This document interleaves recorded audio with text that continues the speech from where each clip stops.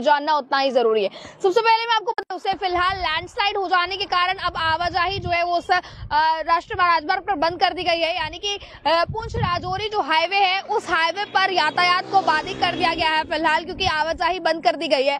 Landslide जैसे मामले जो है वो सुरनकोट के पास के एक इलाके से सामने आए हैं। वहीं पर जम्मू श्रीनगर नेशनल हाईवे की मैं बात करूं, यानी कि जो जम्मू से श्रीनगर को रास्ता जाता है रामबन, बनिहाल, उधमपुर से होता हुआ, उस पर अब यातायात जारी है। वहां से गाड़ियों को छोड़ दिया गया है। यहाँ पर वो तमाम गाड़ियां जो खड़ी रहती थी जब है राष्ट्रीय राजमार्ग बंद हो जाने के बाद, अब वो गाड़ियां एक एक कर यहाँ से जा चुकी हैं। आप देख रहे हैं तस्वीरें, अभी भी कुछ गाड़ियां जो है वो जाने की तैयारी में है और कुछ गाड़ियां अभी तक जा पाई हैं। मैं आपको बता दूं, काफी देर बाद लगातार जम्मू कश्मीर के मौसम की बात की जाए तो बारिशों के सिलसिले के चलते फिलहाल हाईवे जो है वो बंद हो गए थे। हाईवे बंद होने के कारण कई गाड़ियां जो है वो वहीं पर हाईवे पर ही फंसी हुई नजर आई। कुछ रामबन के इलाके में, कुछ रामबन से आगे, और कुछ इलाके गाड़ियां जो है वो जम्मू में ही ठहर जाती है क्योंकि उन्हें आगे नहीं जाने दिया जाता है।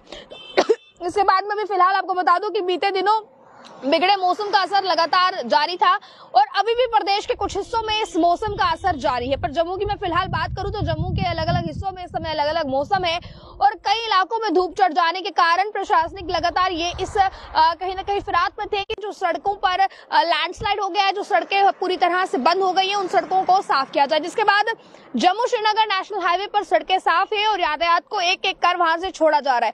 1500 से भी ज्यादा फंसे वाहन वहां से निकाल दिए गए हैं। जिसके बाद अभी भी कार्य प्रणाली जो है वो लगातार जारी है। और अब पुंछ की मैं बात करूं, यानी कि पुंछ, राजौरी, सुरनकोट से जितने भी लोग देख रहे हैं वहां पर अभी अभी लैंडस्लाइड के मामले सामने आए, क्योंकि पुंछ, राजौरी जैसे इलाके वो पहाड़ी इलाके आते हैं और पहाड़ी इलाकों में बारिशों के बाद जो है वो लैंडस्लाइड जैसे मामले जो है निकल कर सामने आते हैं। जिसके बाद मैं भी फिलहाल की बात करूं तो पुंछ, जम्मू पुंछ जो राजमार्ग है यानी कि हाईवे है, उस पर लैंडस्लाइड के कारण जिला पुंछ के सुरनकोट तहसील के धुंधक क्षेत्र में भारी लैंडस्लाइड हुआ है, जिसके कारण यातायात वहां पर बाधित हो गया है। तो अगर आप लोग पुंछ राजौरी का रास्ता अपना रहे हैं कहीं जाने के लिए, तो आप लोगों के लिए खबर जानना जरूरी है। सुरनकोट इलाके से अगर आप लोग जाना चाहते हैं तो भी ये खबर आप लोगों के लिए जानना जरूरी है। प्रशासन की तरफ से लगातार मलबा हटाने का काम चल रहा है। जो मलबा जो है वो पहाड़ों से गिरा है या फिर जो लैंडस्लाइड हुआ है, लगातार ये ठीक करने का काम जो है वो कार्य प्रणाली वहां पर जारी है। पर अभी तक कुछ भी कह पाना मुश्किल है कि कितना समय उस चीज को लगेगा।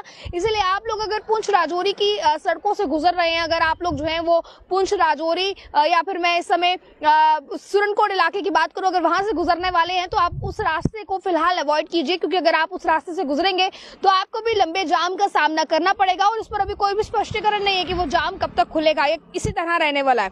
उधर मैं आपको जम्मू श्रीनगर नेशनल हाईवे की बात बता दूं तो करीब 3 दिन बाद हाईवे को खोला गया है, क्योंकि एक के बाद एक जिस तरह के मामला वहां पर सामने आ रहे थे।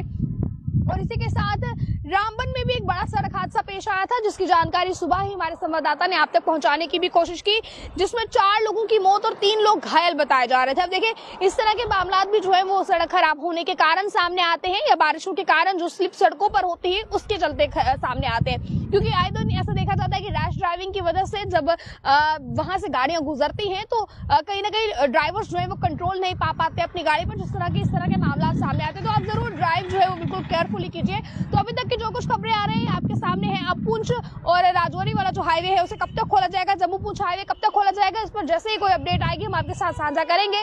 तब तक के लिए देखते रहिए आप ऑनली टाइम्स। मुझे कैमरा पर्सन गुलशन को दीजिए इजाजत। जय हिंद।